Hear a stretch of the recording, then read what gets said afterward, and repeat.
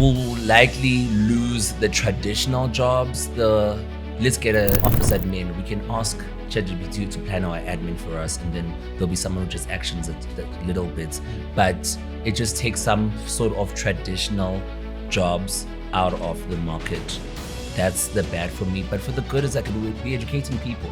Yeah. And people now know, will make things easier, because then when somebody explains to you some concepts, you don't get them, and they have their way of thinking. And this AI is basically a tool that's just specifically tailor-made for you. Welcome back to Cyber Digest, everybody. Today, we've got a really exciting episode for you guys. We actually have our very first guest of the podcast. I'm really excited for this one. It's something that I've always been very interested in. It's a field that I've always been interested in, at cybersecurity. But I'm not alone. As always, I'm joined by my co-host. Wandile, back again at the place where we essentially decode the digital matrix. Joining us today is Brendon Gumede. Please, guys. No, you got it. You got it. Don't worry. Okay.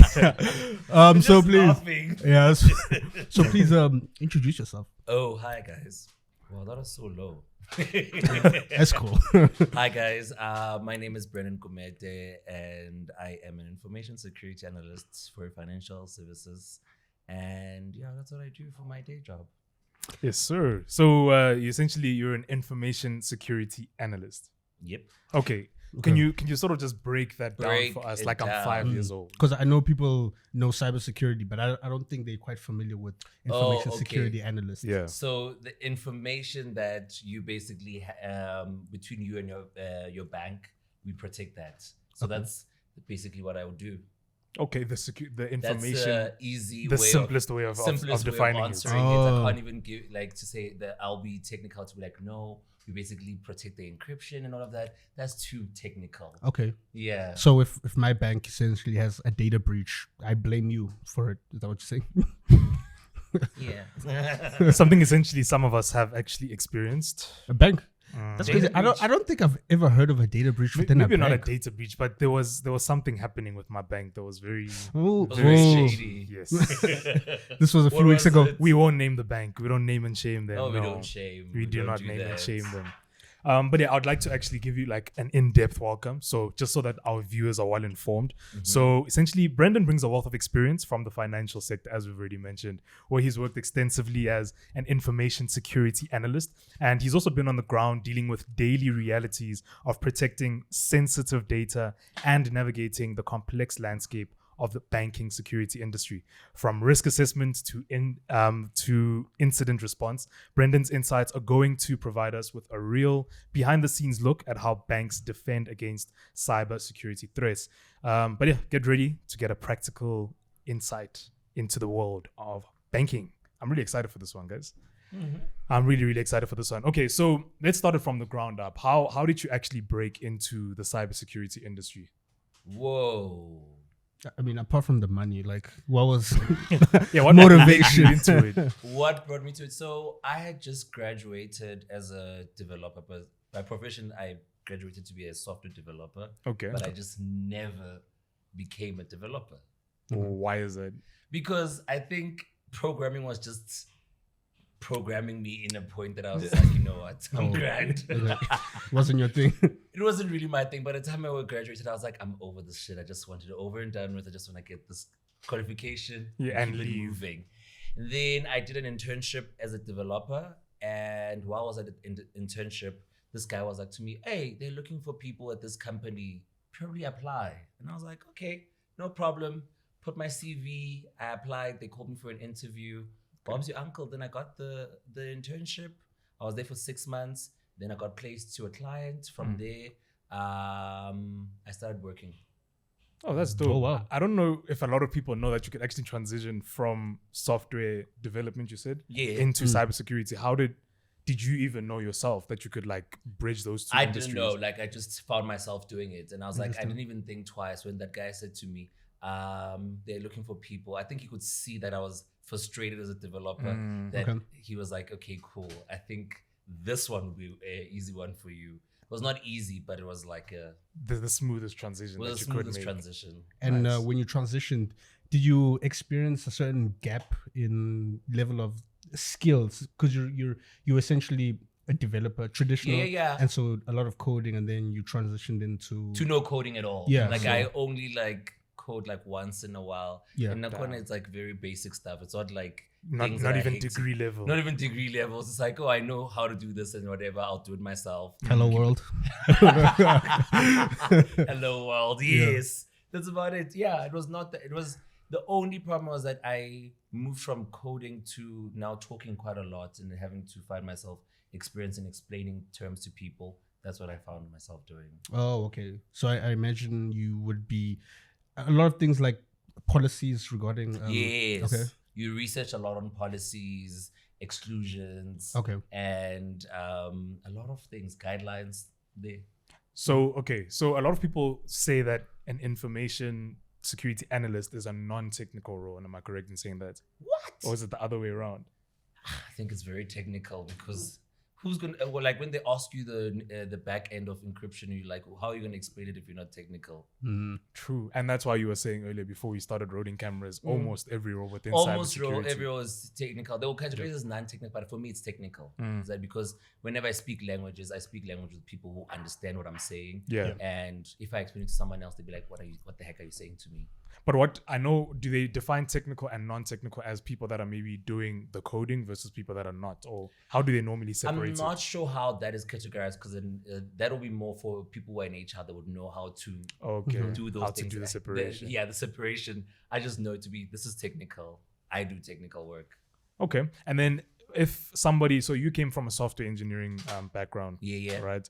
If somebody was coming out, maybe out of high school, Mm-hmm. and they're looking for a way to break into cybersecurity, are there degrees at universities or private colleges, or what's the best way to break into the industry?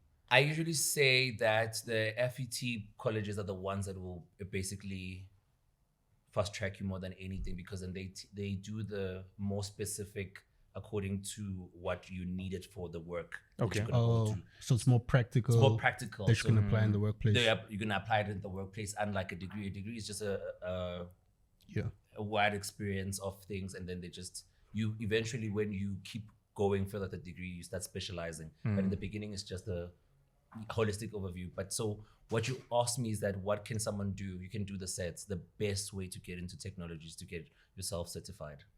Okay. And so what are some of the avenues or So accessible ones? I for- know Talk IT has as one of them. Cisco, CompTIA, they're one of the leading connecting people who do the teaching of these things that would need for companies that they know. And this is on an international level, or International level, yeah. Once you get CompTIA, you are gone. You're good.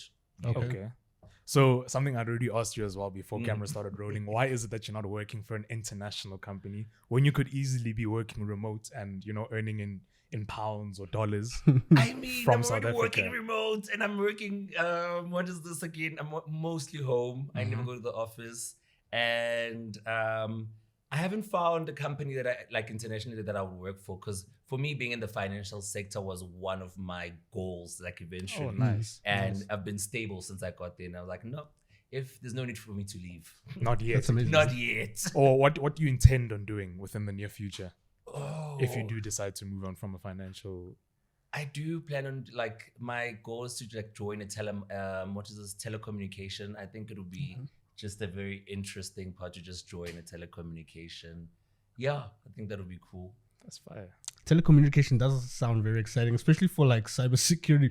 I imagine there's a lot of always attacks. I think a lot of because those of issues. Yeah, I would like to see what kind of work they get into, Okay. and for experience purposes to have a full round. Because then I have banking, then I can have telecommunication.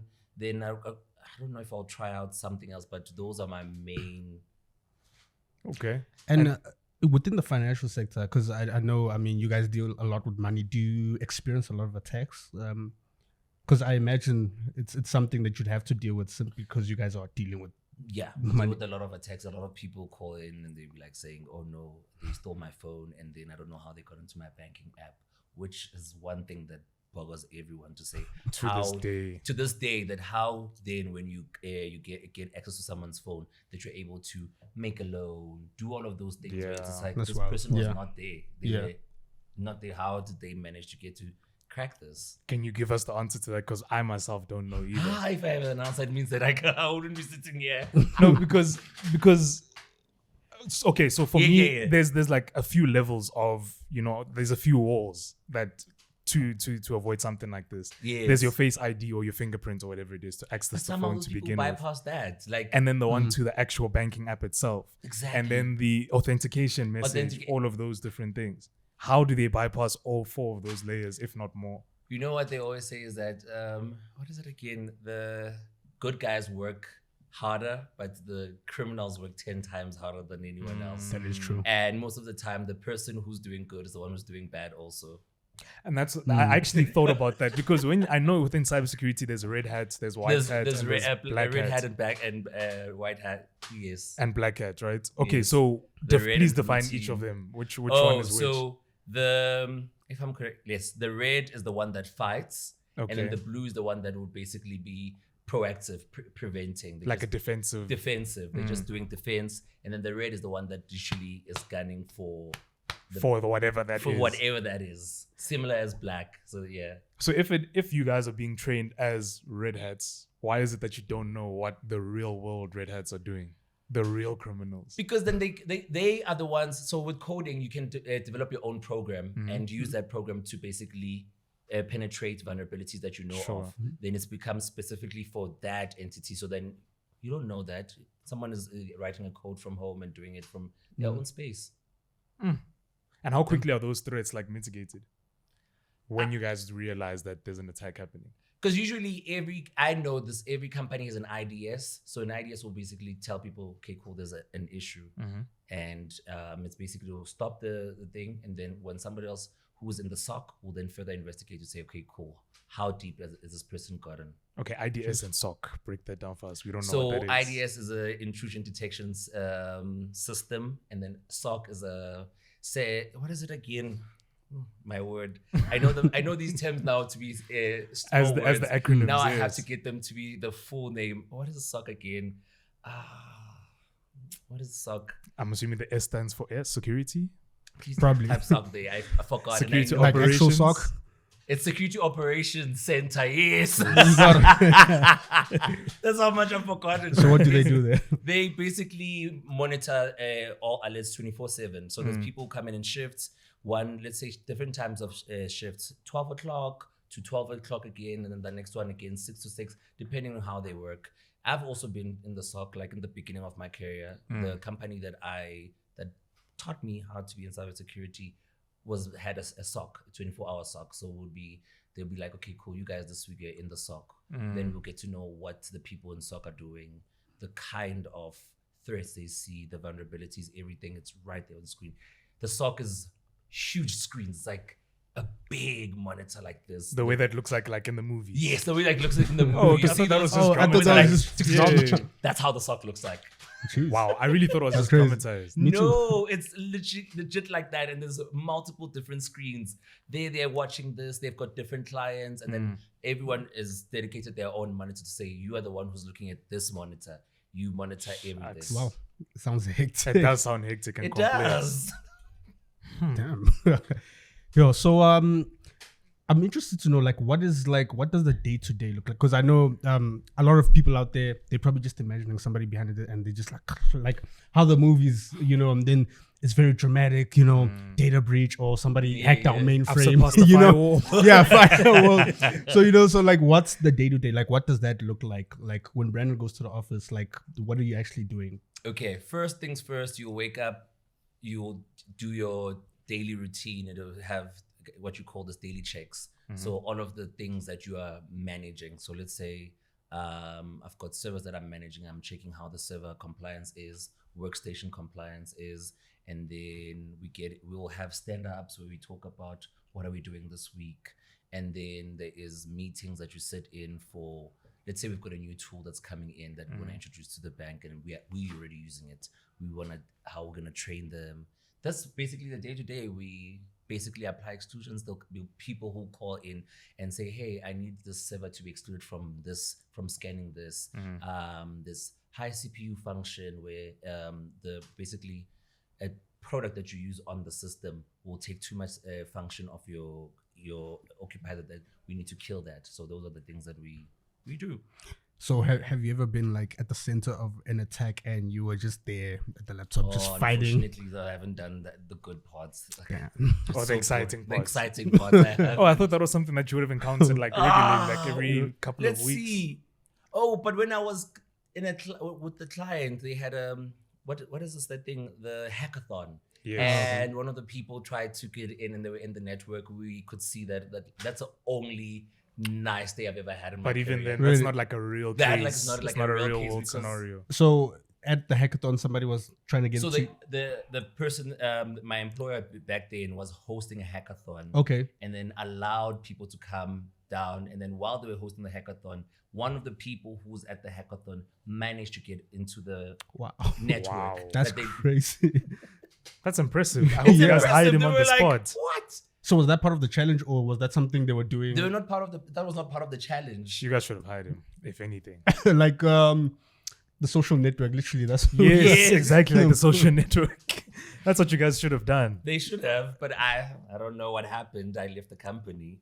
And earlier you spoke about wanting to break into telecommunications, I think you said. Yes. Moving to after the financial industry. I'm not sure if you've heard the news that's happening currently in the UK with Apple as well. So essentially, the government is trying to sort of ban end-to-end encryption specifically for Apple devices and Apple users. What? Are you crazy? I know. I know. So That is insane. what do you know about that? How legal is that? It's not legal. Like people, like I don't care how much you want to get hold of me, but just don't invade my privacy. Yeah. I have a huge problem with people invading people's privacies. Yeah. It's just a little thing. It's like if I have a world that I'm keeping to myself, I don't want someone else to come through and invade that space. It's just like it doesn't make me feel safe. It doesn't make me feel okay because then you're monitoring me 24/7, even though our phones are monitoring us 24/7. Because if you look at it, you could be having a conversation with your friend and then you're all talking about, oh, I want these sneakers. Next thing you go on your Facebook, And there's sneakers an just ad. pumping Yeah. out there. Just ads. Yeah. So if you're saying that the government is already listening or Apple is already listening, how Don't quote me. It's allegedly. allegedly. So then why is this entire debate happening in the first place? The fight But then between the now UK they and want Apple. to end it completely. They no longer, because in back to end-to-end encryption, you can't see what's happening Yeah. unless if you have the keys. But if it's open, the government can literally see the communication between you and I. Who am I talking to? Okay. They can literally see it word for word, transparent. It's like it's as clean as Like possible. a proper transcript of It's everything. a proper transcript of everything. This one said this one said that at this hour, at what clean. And how new is end-to-end encryption?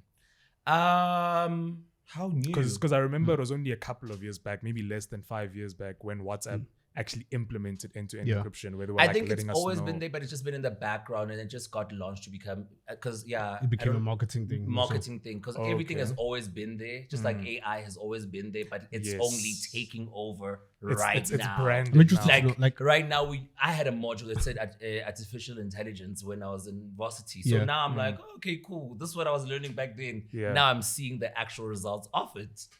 And how secure is end-to-end encryption now? Because I know Super everybody.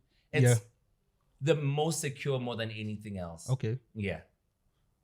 So people can have a lot of trust in it. Basically, put a lot of trust. They in put a lot of trust, and it's like your key is your key. I don't have access to your key. Okay. No matter what I can do, I can't intercept in your Oh, it's unique. session. Yeah, I can't Okay. because only you and the person that is in that session can communicate. And then what about countries like maybe North Korea or China? Does end-to-end encryption exist in those countries, or is I it think different? it exists everywhere, but some of them have different laws because it's every country has different laws. Because yeah, that's how it is. They're designed for the region that is there. So what if they do have end-to-end encryption, but there's like laws that kind of twisted? What would the difference be? Let's say I mean, between a South Africa, think in a UK, and like China. I mean, I think in Dubai they can't use WhatsApp. You have to use WhatsApp on like a VPN. You can't use it on a normal day. Because you know the government's going to be able to see. The government's gonna be able to. They use different entities that you can't even make. I think some calls you can't even make WhatsApp calls. Shucks, I didn't They know have that. a different That's app crazy. to use. If you check, people Wow. in Dubai don't use WhatsApp. I even have a friend who like, I'll call you with this app. I have to download this app and I'll call you. So that nothing is intercepted. Yeah. But also, how do people get a hold of this information? Like, if I'm a regular guy going into Dubai, I don't know that, there's no end-to-end encryption. What if I'm assuming that as a South African, the way it is here, it's the same in Dubai? I don't know. I genuinely don't know, because these things, I mean, there's a black market. Most people work for the black market, and people in the black market, oh wow, they know everything. They know everything.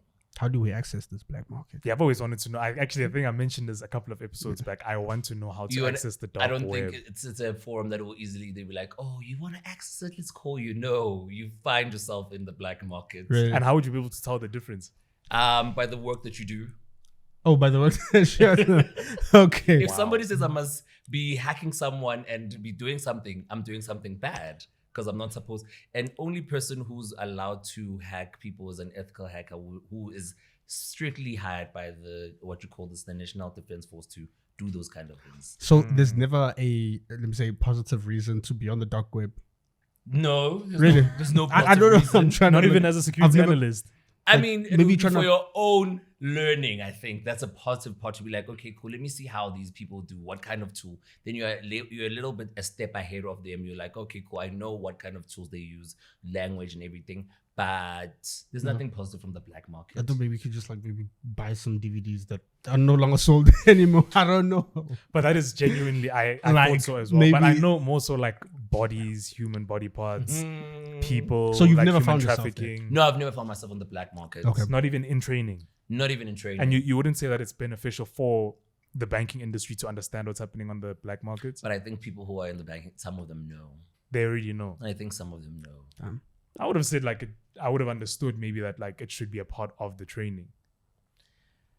Unfortunately, I didn't get trained on that. But if I'm not mistaken, Sad. it is illegal, right? If I'm not mistaken, It in is South Africa illegal. to access the dark Everywhere, web. Everywhere. it's Oh, illegal everywhere. to hack. It's illegal. You are only authorized and how I found this was through ethical hacking training, because I attended that. I think it's only, if I'm not mistaken, military that's allowed to Yeah, access. military is the only one that's allowed to be the one that does that. Okay, but on a day-to-day basis, there are people with regular day computers that know how to access the dark web and use it normally. And what would you say are I wouldn't say benefits, but what are the benefits, quote unquote, of using the dark web things that are you wouldn't be able to do on the regular internet? Wow, it's the access to be able to, it's the freedom for me. Oh, okay. It's the ultimate freedom of having to access anything and everything Without being tracked. without being tracked. And that's why so many illegal things happen on the dark web, like child trafficking. Exactly. Woo. Wow. Something I wanted to ask about the banking industry. You're in the financial institution. Yeah. We're not going to mention your banking name or the bank name, but what I would like to know is, are there any developments that are happening that aren't accessible to the public yet or isn't public knowledge yet that banks are using to maybe improve their security or improve user experience? Not that I'm aware of. Not that you're aware of. I don't sit in those big chairs where they get those kind of decisions. I would love to. I think that's my That's the goal. To get to the senior part where I'm now part of the decision making, no longer part of the one who takes the orders. We're like, okay, cool, do this today, do that. Yeah. But what about things that maybe a regular, Joe like myself wouldn't know, but it's common knowledge because you work within the banking field? Yeah, what are actually some also just tools that you've adopted from that world that also just make your life, I don't know, easier in terms of cybersecurity? It makes you more cautious. My way of handling myself online. I get so much training that every day I now know what to do, what not to do, the kind of rules that has immensely helped me. Things to improve. Can you give an example or two? Vetting profiles, how to check how a profile is, and what else? What do you mean vetting other profiles that you interact with? Yeah, to see if somebody is a catfish or not. Or okay. Yeah, you can now check to say, okay, cool, this is a real account. It just posts spam. Those are kind of things I've learned and educated myself with. And what else? Besides how to save money, yeah, that's about it. Also, on that note, I want to know, since we're essentially in the AI boom era, So how has this kind of impacted your field? Like, what are the changes that your field or business has adopted since the AI boom, and also just yourself within the industry? I'll speak Like, for how have myself. things changed? My job has become easier. How so? Break it down for us. My job has become easier because in some things, like there's some reports where you go like, I'm wrecking my brain, and then AI comes and just compatibilize. Wow. Yeah, no, you almost You've got it. You've got it. Wow. Try again. Compartmentalize. Compartmentalize. It's fine. Oh my God. It's fine. Yes, my brain is tired. Yes, it just makes everything so compact and just like it's easy, and it just puts things into you. Even the terms that you always knew, you now understand them a lot easier. And would you say it's a security risk for people to put company information into like a chat? Yes, it is. Or It is. these models. It is a risk because then these people who have AI are basically researching for their own purposes, and then now they have leverage of what happens in someone's company and all of those things. They get trade secrets and all of that. So that's why even AI, if you ask it for something financial, it will not be able to answer you. It just gives a blank. Because it doesn't take the information when people input it, or Like I don't think it's even authorized for it to do that. So only a financial institution is authorized to do that.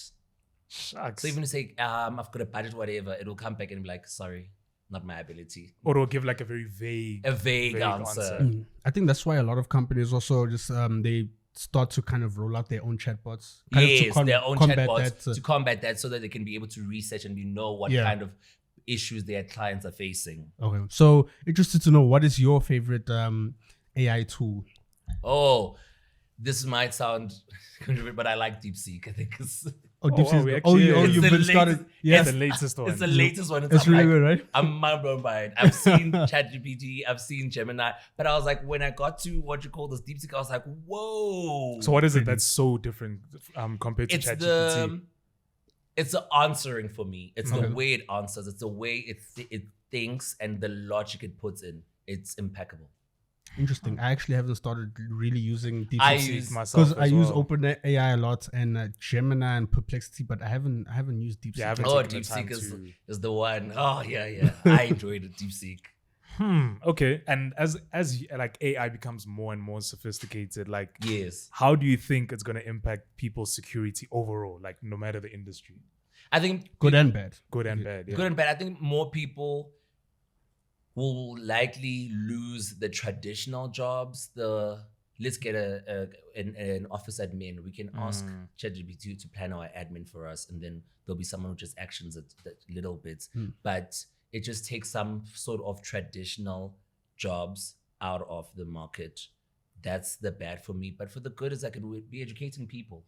Yeah. And people will now know, will make things easier, because then when somebody explains to you some concepts, you don't get them, and they have their way of thinking.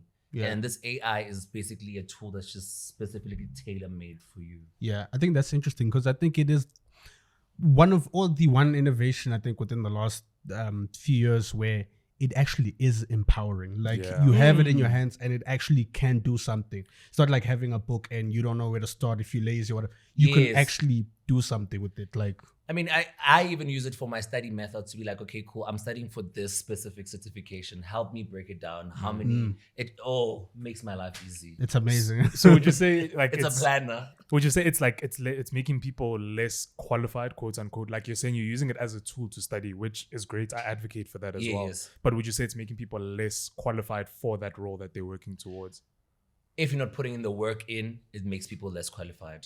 But at what point do we know that you're like not qualified? If you've passed your exam, you've made the job, you're getting promoted, all of these different things. I don't know when only the employer will know, but I think at some point some people will they'll rely on the tool too much and no longer use their brains. They'll be like, no, why can't I just ask AI to do it for me? That's a problem. I think I think a lot of the studying helps with you essentially become good at problem solving within your given Yes. field. Yeah, yeah. And when you are But unable to problem solve in your field, like on the spot, I think that's where it really starts to impact Yes, you. because then Like, it kills your critical thinking in the Yeah. same breath. Because then you're no longer thinking hard. You're just like, oh, I'm gonna ask AI. Yeah. It does it for me. Yeah. Becomes easy, and then less and less of your brain is like, oh, let's see this problem. Let's try break this problem. Let's try find the source. No, you have solutions. AI will give you. If there's 10 solutions, and currently it'll give you all the 10 solutions. it's so dangerous. You don't though. discover them anymore. It's given to you. It's given to you. It's like, here are the solutions. Run well with them. It's so dangerous though, having something that is so smart and every week it's improving and advancing. Yes. And but sometimes you really don't want to work really hard. Like nobody likes working hard. I don't you want know? to work hard. I'm tired. So, it's right there, and it's like I don't know, man. Like how, especially students, like how they kind of can get around that, like to actually further themselves and actually acquire skills, rather than Yeah. just knowing things theoretically and then relying on these AI models. Yeah, I'm curious to know what Turn It In is doing right now. I don't think they're still thriving, if anything. I don't know. At I all. feel like they're not even adapting to the change. Because I know Because they it even can't made pick up. Yeah, I don't think it can pick up. it can't. Because I know people like the universities have implemented AI to track if AI is implemented, and it still doesn't work. Still doesn't work. I You see- remember when ChatGPT came out, like I think a lot of universities realized that it's going to be hard for them to actually Yeah. combat this. Yeah. And so the best thing that they did, like what UJ did, like they had these short courses on the ethics of AI. So how students can use AI responsibly and kind of just training them on that. Yes. Yeah. Whereas other institutions, I know like Wits at the time, they were very anti-AI. Like, no, don't do this if you're caught, yada, yada, yada. But Which makes people want to use it even more. The more you tell people don't do this, the They're more you going do to it. do Even it. us as kids, when our parents were saying to you, don't go there. Yeah. You're Yeah. like, oh, no. I'm definitely going there. I need Yeah. to know. So I want to know. Yeah. Let's talk about money within the cybersecurity field. Ooh. cash money. Let's discuss cash money, because I know a lot of people have made the decision to step into the field of cybersecurity because they understand that tech pays very well Yeah. and the demand for tech jobs is very high Mm-hmm. across the world. So let's start from base level cybersecurity. I don't know, the entry level roles moving upwards. Maybe you can start with your field. I think they're relative, number one. And I'll tell you this because there is private companies and there's public companies, and then there's small and then there's big. The small will likely have a smaller salary, and the big companies have the higher salary, Okay. depending. Okay, It let's just- let's get averages. Maybe within Averages, the banking industry as well. I know very well that if you're in a good role and you're over 500K per annum, Okay. Okay, South African rands. South African rands, Okay. it's a good role in cyber. It's like You're beyond, doing decent. You're doing decent. Okay, and then entry level role, Entry level role, like maybe just after an internship. after internship, no, they usually start at 23K, around there, 23, 25. Okay, It's- per month. Yes, month. Let's clarify. South But- African rands. But it's not you don't get that amount. You get like what? You'll get 17. because of tax and all these tax, different medical things. aid, provident, all of these things. You'll probably go home with about 16, 13 there. And what are the levels? Can you maybe like name the different levels from that entry level role moving Okay. upwards and their responsibilities? Because then I know there is level 1, level 2, level 3. They go with those levels. So This is within the banking sector in no, general. in general, Okay. it's like they've got different levels in cyber. It's if you've got level 1, the one that supports. You've got level 2, level 3. That's how it is. Okay. Okay, and the one how would one move from level 1 up to 3 up to 5? It's work Just work. and sets. So if somebody if And somebody's experience, actually, yeah. if somebody's kind of unable to pursue the degree part of becoming a cybersecurity specialist or analyst, so like what are some of the ways in which what are some of the ways in which they can pursue that career field and The career field. yeah, and they can actually become employable? Oh, okay. They can get an N plus. Okay. A plus actually, the basic set first. It's an A plus, followed by an N plus, then S plus, then there's CISP, there's CISM. Okay. There is You're gonna have to break this down. okay. Yeah. A plus is the basic fundamentals of a computer, Okay. how a computer operates. N plus is the basic fundamentals of networking. And these are certifications. The certifications, yes. Okay. Can you get them for free online? You can't get them for free. I definitely know that you pay for A plus. For N plus, you pay. For you to be certified in it, you pay. S plus, you also pay. CISM, you also pay a whole lot of money. So what exactly? They get expensive as they go up. Are you paying for the exam or the whole course? You pay for the exam. Oh, to okay, book the to write. exam is the pay, and then the training is different because you can even get the training on YouTube. Oh, so you can basically self-study and you then can self-study, and then for the exam pay for it. Okay. And then get it. that's pretty How neat. expensive are we talking as well? I mean, for CISP, the exam is like 13,000. Okay. Shucks. CISP, and that's like CISP how many is to be certifications certified. apart from? The CISP is to be a certified information security system professional. Yes, Okay. that's the one. And that's equivalent to how many years of study or how many months? Like, I don't know if there's like. So if you are without a tech experience, you will need to study for an average of 6 months, just studying the material, just making sure you understand. And if you have a tech experience, you should be able to, they allow you to write this exam after you've had 5 solid experience of working in the field. Okay. Okay. And what does tech experience look like? Like someone maybe moving from a background of like, I don't know, interaction design or user experience design or user interface design, where it's not necessarily involved with security. How would they be able to qualify for that? Would they have to still do the full 6 months as well? They would still would not categorize them as someone who knows, because they have domains, and one of the domains are there's Active Directory, there is physical security, asset security. There's so many domains that the UI guys don't have preview to, so they would have to start from scratch. And then even then, without experience, you getting the set, they still don't certify you to say you are certified. They will say you've passed the exam, but you need the experience to be able to be certified. And that's how you get into an internship. That's how you get into the industry eventually. Okay, that's quite interesting. All right, so what are some maybe common misconceptions about cybersecurity and maybe your role? High earning. High earning. That's a misconception. It's a misconception. Really? Are you maybe not in the wrong company? Hey, it is what it is. But I don't like. Yes, I've seen from in terms of careers, they get paid high, but not everyone is high earning. Not everyone is rolling in the dough. Okay, let's ask. Maybe which ones are high earning, which ones are not, so that people know which ones to maybe aim towards. I think it's relative, man. Hey, Yeah. Like you're saying, private experience is company, the best teacher, because some Okay, people have experience. They negotiate. People learn how to negotiate themselves in the rooms. They like, okay, cool. I've got this experience. I've got that experience, and that and that and that and that. So they come back and they put it into one, and then they negotiate their fee.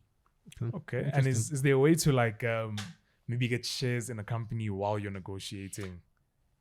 Yes, some of the employers now, when you've been doing well and you're at a certain bracket, they offer you shares. Is this a common thing across the country or across the world? Well, I don't know. I don't know about others. Where I work, I know that they offer shares and then you get shares. Nice. I'm interested because you said you essentially work hybrid, right? Like in the office and also from home. Yeah, Or for just the remote? last 5 years I've been home. I haven't gone to I've been going to the office Past 5 now years. and again, but for the past 5 years, I am strictly remote. And this wasn't a COVID thing. Before so we used to do the hybrid thing. We'd be like, oh, today I'm working from home. You just tell your boss, today I'm working from home.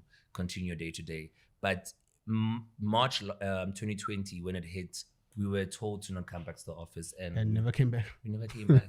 Wow. So on that note, so how do you guys like kind of mitigate some of the possible threats in terms of cybersecurity? Because I mean, if you guys are working from home, then you're basically not accessing the company's infrastructure that's able to mitigate a lot of cybersecurity risks or threats. So how do you guys mitigate those risks from home if you're not at the office? So with us, our employer, I'll say this, they upped in terms of the infrastructure. So they brought infrastructure to home. Okay. So basically all of the stuff that we use in the office, some of the structures they gave to the people who are at the office, they'd be like, okay, cool. We'll send you this certain product which you'll basically jump onto it like you're coming to our network, Oh. start as a jump box, and then jump onto the next one, and you're able to. That's how they've mitigated. They basically increase their infrastructure. Okay. The power of the internet. Hey, and I imagine this is also a trend with a lot of companies that are kind of adopting this remote and hybrid working. That- They basically build the infrastructure. They will even tell you that for you to work from home, you have to have a certain bandwidth of internet. So you must get a 20 megabits per second line instead of getting a 10.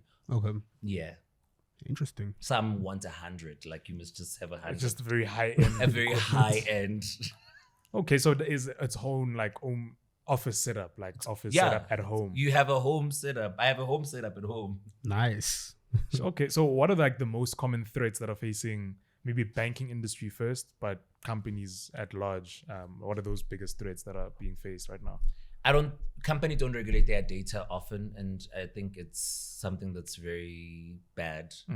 They don't know what to do with data. So They keep a lot of data unnecessarily, and they don't regulate data. So what's the process of it? Like is some sort of like data cleaning or data, like what is this regulation of data? Like what does it look like? It means that they must get enough employees to be Okay. able to clean up after their data. Okay. Make sure that Rather than just leaving it there somewhere. just leaving it there. and Because ex- that is a risk. It is a Okay. risk. So, and they keep it longer. There's a rule on the thing that says you're supposed to keep a customer's information for this X amount of time. You can't pass this time, and you can't hold on to it. You must destroy it immediately. There's safeguarding ways of destroying that information. So that's not done by companies, and also their password complexity is weak as hell. Really, when they Oh. when they suggest the password. Oh, passwords is so like the basic rules. Like their password thing, they don't have special characters. They don't even do things like. It's so weak. The that's how people strength. use Those is are like, the things you really take for granted, but those they're are things that you actually take for very- granted. Someone can write a password 1, 2, 3, and your system will be like, okay, cool. We can keep that in the system. Some companies still allow that. They still allow that. The password for our company phone. Uh-uh. That one is actually It crazy. bothers me every single time. It's too easy.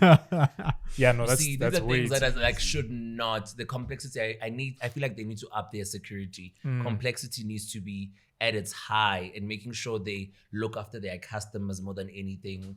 They look after their customers because their customers are what brings them income. And then what about the regular everyday person? What threats are they facing on daily that maybe Instagram's getting hacked, or bank accounts, or whatever it is that's threatening everyday people? Everyday people, I feel like they don't have enough knowledge in terms of cyber crimes. They're not educated enough in those things because they don't learn things about phishing where someone will be like, okay, cool, you've just won 5,000 rands off Instagram, and then when you click on the link, you lose your account. Our poor uncles and aunties. Abu Mam. Yeah, but they're not educated enough in terms of cyber education, and they don't teach themselves. Even in terms of people around, they don't care. Yeah. If it's a phone, it's supposed to work. It's supposed to protect me, knowing very well that it lies on you. Yeah, to it protect definitely, I yourself. think, doesn't feel like something that's like an immediate risk. I think that's why people don't pay any mind to it, because it doesn't feel like a threat. Yeah, it doesn't until feel it like a happens. threat Yes. until and it actually happens. Also, I feel like we all put our eggs in one basket. What do I mean by that is that you have your passwords all in that phone. You have your banking profiles all in that phone. You have your pictures, your email addresses, everything. Your whole life is on a device. But you see, the problem is that we trust companies like Apple and the iCloud to ensure that those things are not at risk. I think we are being naive. I mean, you have Meta, Definitely. I Facebook, agree. who was, I mean, the amount of data breaches that have happened. that have happened in the I mean, past. there's even rumors that, I mean, some of these companies actually sell some of these data to They other sell companies. sell information, so they'll be like, okay, we've got this database, we're selling this, give us this amount of money. And then then we get these random phone calls. That's how you get the random phone calls. You can actually check on a website if your email address has been compromised. I just need to remember what it is. You put it up there. It'll tell you all of the websites that your email address is linked to, and all of the websites that have experienced data breaches. And then you can go in there and go change your password and be able to be less at risk. That's interesting. I don't think people actually knew that. I didn't know that myself. Yeah. So you're telling me my email address could be Your somewhere email out there. address You just put it in on that website, or I'll just find out for you, and then you go and check it out. Wow. It'll give you everything. Okay. And also some of your browsers, your browser at the top, when you check it can give you information and say under passwords, it will tell you that the password that you have, it's not really like you need to change. You need to change it because it's been involved. It might have been involved in a data breach, and it will still list all of the websites that have been involved in data breaches. And then what about cookies? You know the whole thing about selecting cookies, accepting cookies, or declining them. That collects your information basically to basically tailor and design stuff for you. So people shouldn't be worried. You could be worried and shouldn't be. It's not like it's just basically. You shouldn't be worried because of the intention, but you possibly should because they essentially. Yeah, the tailor making stuff for you. Okay. Yeah. So it's working for your favor, not. But also, where that fine line is convenience or security. That's where I'm like, I always decline my cookies for that reason. Like, I don't mind my experience not being catered for me. It's okay. It's okay. You're fine with that. But do they still have access to my data even if I decline cookies for that particular No, website? because you allow the connection from there. If you allow, they're able to do. But if you don't, it's a different. Okay, that's interesting. Nice. And that's why they never kick you out of the website. You can continue, but you just don't have certain functionality because with cookies, they come with the experimental of the thing that they're exploring for their customers. Oh, that's what it is. I've noticed that like you actually can't do certain things on websites if you don't accept the cookies. Once you can't accept, it's like I can't tailor things that are designed to you then the way I would know you. Is it not? Sorry to interrupt. Is it not a way for the company to like? So how I understood it was that I've declined the cookies. The website is like, no, if that's the reason, we're not going to allow you to really use our website because we actually want your data. So we're forcing you to give us your data. If you don't, your experience won't be the same. Your experience won't be the same. Is that even ethical? That's debatable. That's terrible. That is so terrible. Especially with like news article websites or just things that you really need information from. They tend to do that a lot. Yes. That's terrible, man. Okay, but yeah, as we wrap up the episode, is there anything that I actually wanted to ask something as far as a best practice goes? Yeah.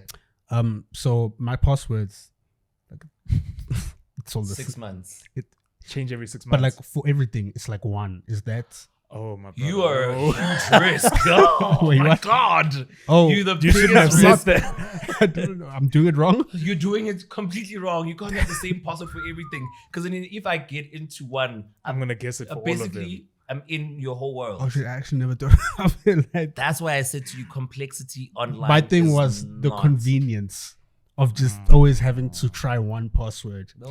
Can I suggest a solution? Cater, maybe if it's the same password, maybe if it's white bunny for every website, maybe if Instagram's purple, you say purple bunny. If TikTok is black, you say black bunny. Sort of like cater it. Yeah, according I was about to say the the same thing platform. because then it becomes easier when you do it like that.